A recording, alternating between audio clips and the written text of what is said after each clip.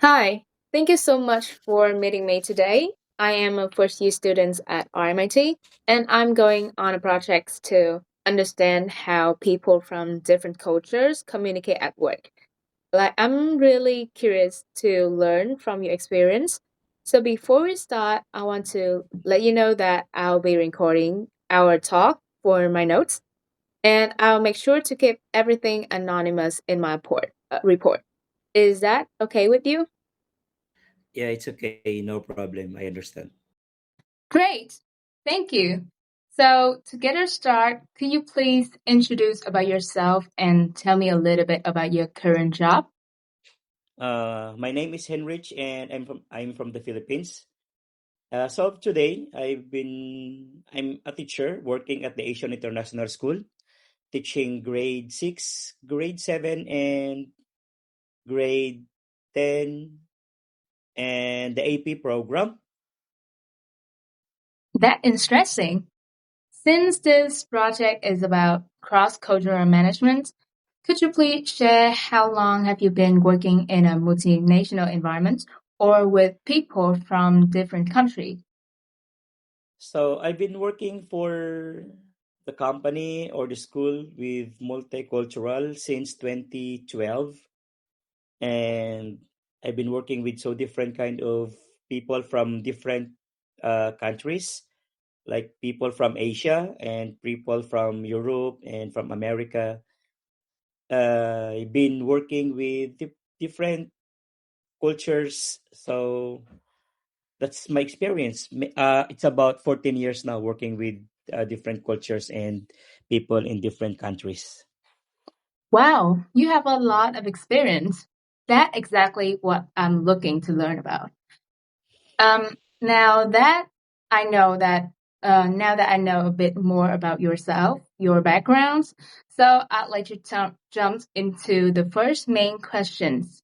How have you adapt your communication style when working with people from different culture?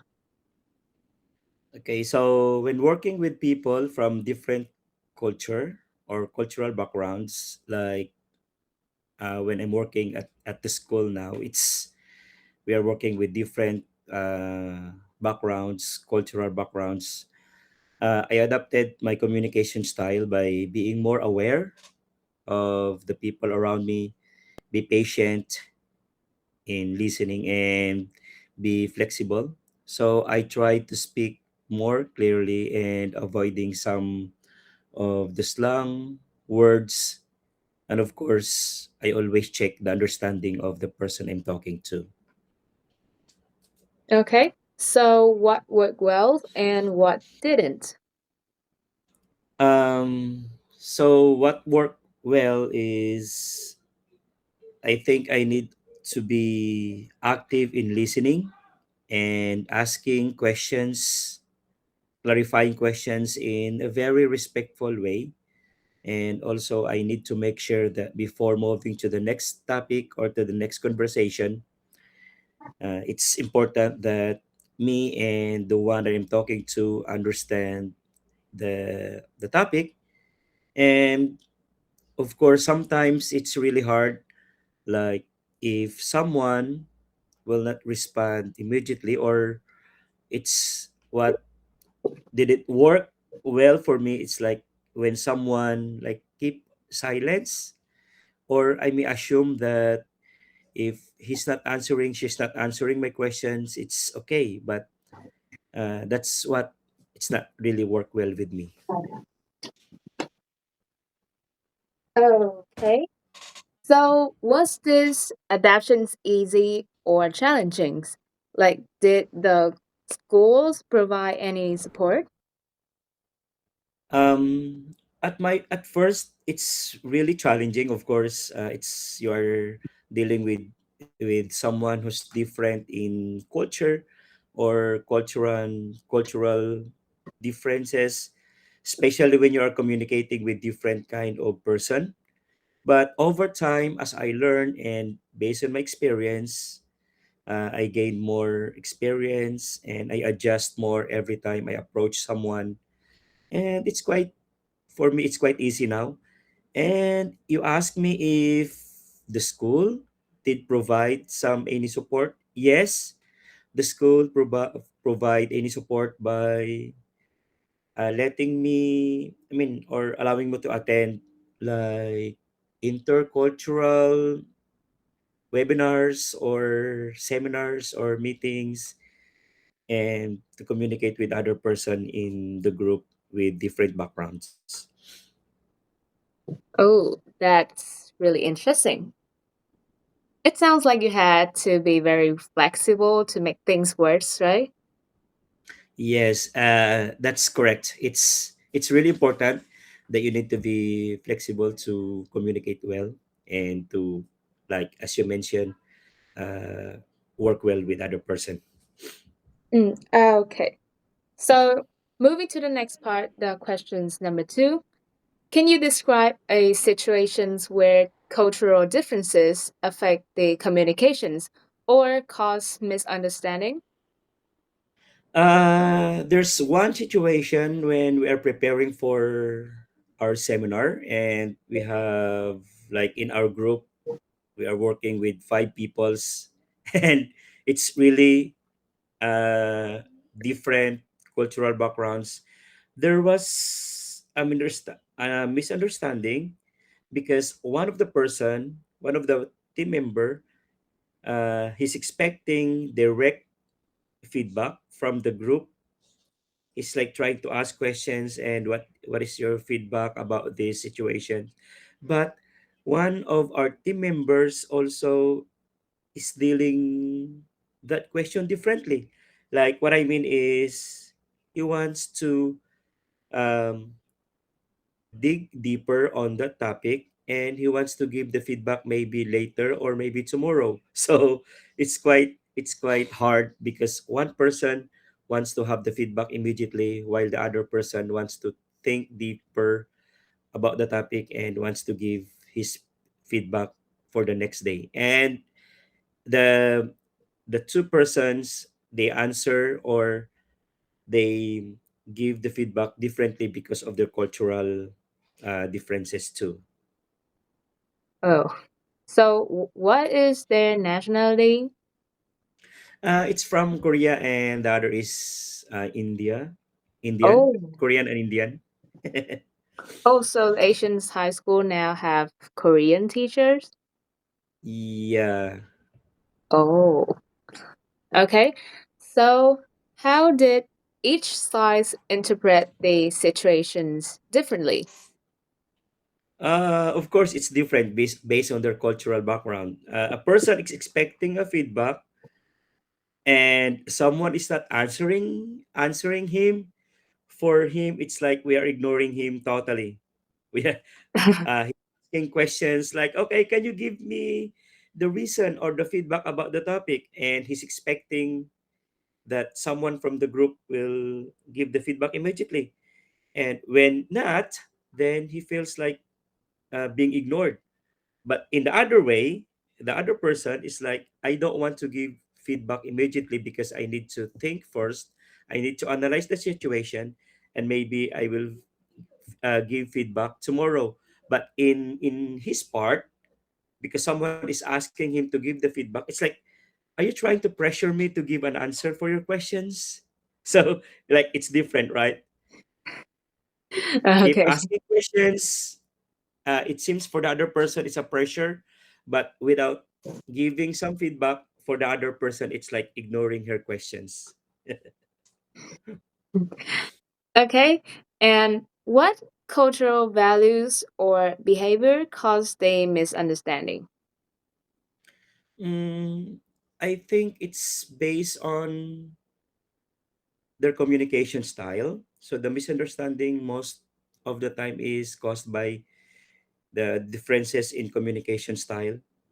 Like one person maybe wants to get the answer immediately, while the other person is like he's thinking towards like, I need to be careful, especially in dealing like this situation. I need to make decisions.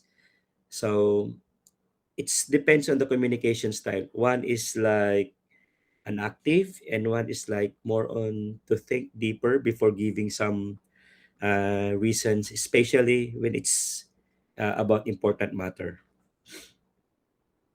Hmm. So, like, what emotions did you experience that time? Um, like I'm also like a quiet type, especially in the meeting. Maybe when I'm in the classroom, it's more on I'm vocal. I keep on telling jokes, but in the situation like in the meeting, more serious scenarios, I feel I'm like a kind of person like want to think deeper. And of course, when someone asks me to give my answers immediately, I feel like, oh no, someone is giving me pressure, and uh, I'm not I'm not very comfortable about that. Like, we, like, when communicated to you, we have to like talk indirectly way, right? Especially in a more serious situation. But inside the classroom, when I talk to the students differently, so it's okay. But if dealing with important things, I need to be calm, to think deep. And if someone will ask me, oh no, I felt like someone is pressuring me to give some answers. Okay. And how did affect the teamwork, the workflow, or the decisions making? I will just like um, cite the scenario when I mentioned about preparing a group presentation, teachers. Of course, initially it will slow down the work, of course, because you are not most of the time you are not understanding each other. There's a miscommunication. So initially it will slow down the work and the teamwork, and you cannot come out with the decision automatically. You have to understand each other first. You have to be, like you mentioned a while ago, you have to be flexible. However, as time goes on, like in our presentation preparation, we adjusted, we discussed the expectations. So we are expecting to like finish this presentation after 5 days. Then we adjust, we share each other's opinion, and we need to understand each other too. We have to collaborate to more work more easily in, especially in the group work. Hmm.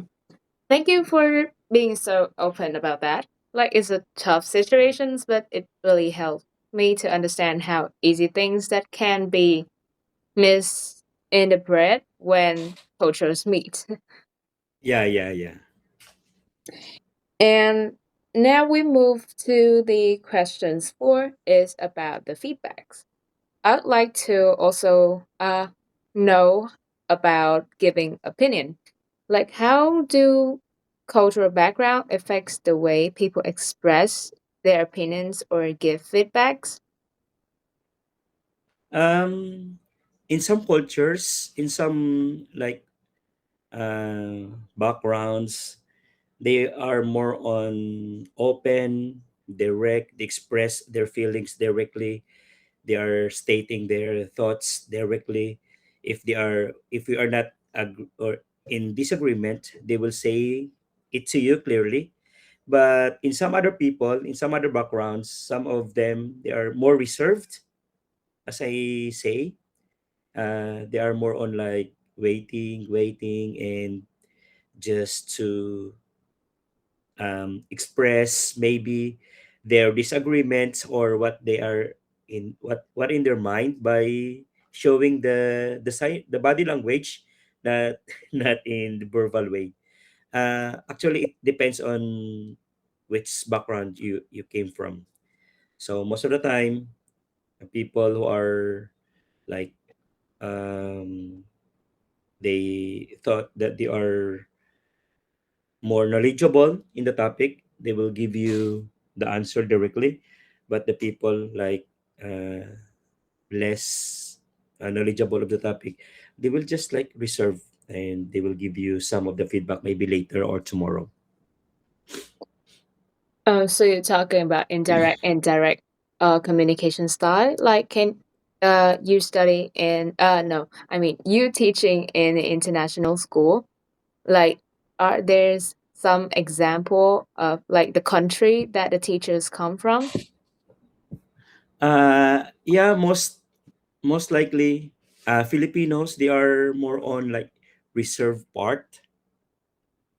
Like I think also Vietnamese, they are or more on the reserve part, but people from Europe, America, or some other countries, they are more on vocal, but it's their nature. There's nothing wrong with that. They are more vocal, they are more direct in terms of communication. But people like Filipino, Vietnamese, and some other countries, they are more on the reserved part, indirect, when they are dealing with the topics.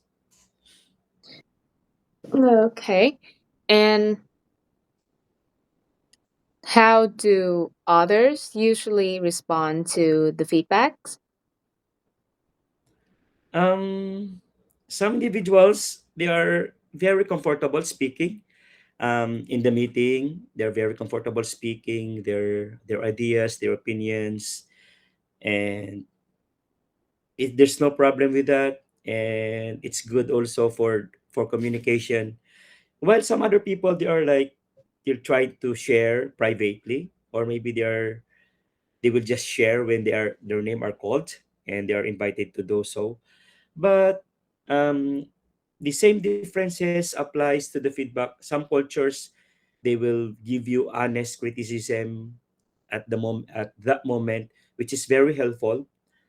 Some other will give you indirect feedback, which is sometimes you can say it's rude, or I'm not sure. But in other way, that's why as I mentioned a while ago, you have to be patient. You have to be flexible in dealing feedbacks with other cultures, cultural background. I see. So it seems like finding the right way to give feedback it's really an important skill to have, right? Yeah, that's true. That's correct. Okay, so now looking at the bigger pictures, this is questions number 4. In your opinion, what makes communications effective in the multicultural workplace? Um, this is, I think, the most important thing. Effective communication in multicultural workplace, you have to be base your communication in mutual respect, right? Mutual respect. I will respect your opinion. You have to respect my opinion. I will respect your decision. You have to respect my decision. And of course, it's very important to clarify things. If you don't understand the topic, you have to ask clarifications, and you have to be also aware of the person cultural background. When you communicate with each other, you have to listen properly, then or listen carefully, and avoid to assume things that are not giving you the right assumption. Oh, I see. So, in a workplace, what would like manager do differently to have a effective teamwork, like for communications for teamwork? So they're doing a lot of things, but I think I will just give some of the things that they need to do.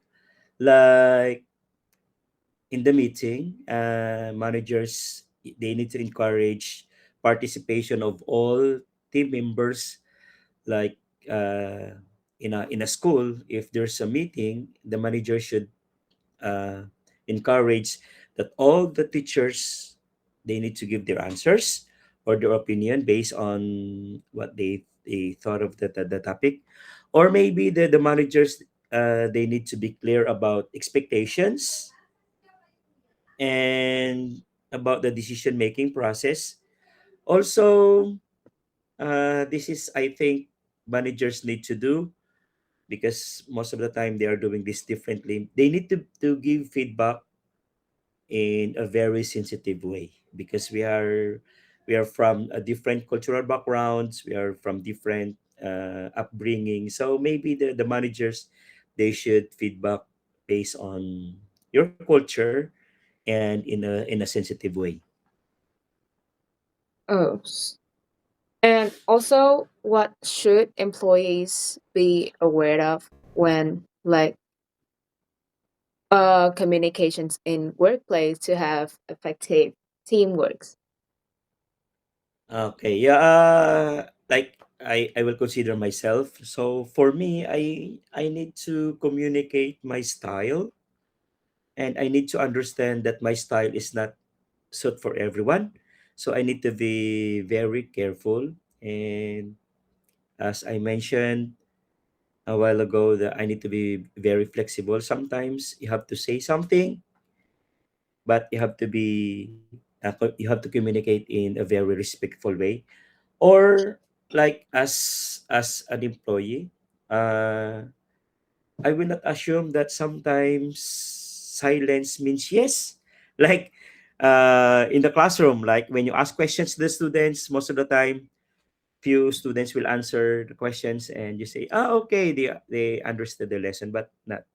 Or in giving suggestions, in giving comments, in speaking out what is in my mind, I need to be very aware of the very different cultures that in front of me or in my team. Like, okay.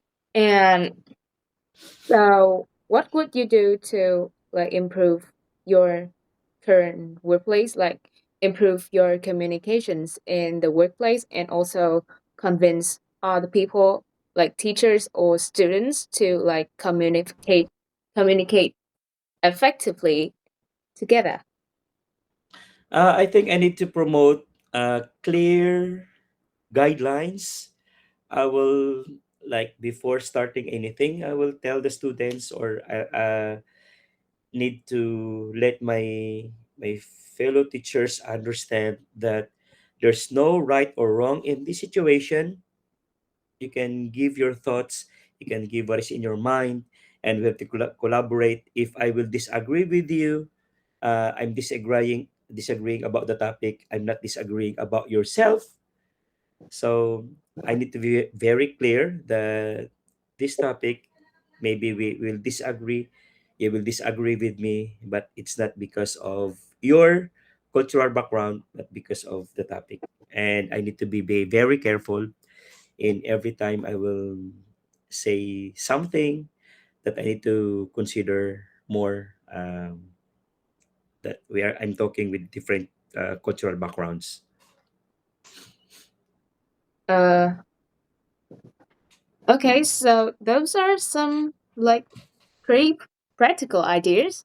Like it's clear that both managers and the team members need to work together to create a good environment. So, we will move to the last questions. The questions number 5. It's about awareness and importance. Like, how can someone be more culturally aware in their communication style? Uh, that's a good question. Yeah, and I think a person can become more culturally aware in their communications by, of course, they have to learn the cultures, observing how other person will do something, will communicate, and they have to, of course, in my part, I need to um, get myself in some activities with different cultures, how they communicate, how they reflect their attitude, their habits, or maybe ask questions. How are you going to describe this thing based on your culture? And yeah, of course, I need to be observant and learn always as I communicate with the other person. That's, I think, um, can be anyone be more aware of the culture of that, especially in communication. Ooh, great idea. And why do you think that cultural awareness is important in today's work? Why is cultural awareness important in today's world? That's a very good question. I think because in today's world, we are like interconnected with each other. Where before, I think the communication, I mean, the connectivity of one person to another person, it's limited. But in today's world, we are connected with each other in a very different ways. We have many ways to communicate with each other, and now you're not you're not aware, but you are connecting with the people in different cultures. So because of the fast growing internet and everything, then we are now interconnected with other cultures. We don't know that yet, or maybe we don't we know. That's why it's very important to be aware of every culture, every communication style of the other person. And like as I mentioned, in our school, we have very different uh, people around the world, and of course, we are dealing with different cultures. So um, that's why we cultural awareness is very important today. Okay, so are there any certain cues, like such as tones, body language, like nonverbal cues, you pay more attentions to now? Yeah, you have to, of course, not everyone body language is the same interpretation. Maybe your body language is different than mine. I will interpret your body language as my culture, but actually it's different. So I need to be aware also of that. That maybe your the tone, it also varies. It depends on the cultural background of that person. So in communication, you will not judge or jump into judgment based on the tone or the body language, because that body language, how do you call that, influenced by their culture, and that tone also, when they communicate, it's influenced by their culture. Hmm. And that's all of the questions I have. Your stories is like super helpful and gave me a lot of great information for my projects. And I really appreciate you taking the time to talk with me. And thanks again, and have a great day, Mr. Heinrich. Okay, thank you very much for inviting me. It's my pleasure, and it's my how do you call, privilege to share my knowledge about working in different environments. So thank you for having me in your research, and wish you all the best in your future career. Oh my God. Thank you. So you too. Have a great day.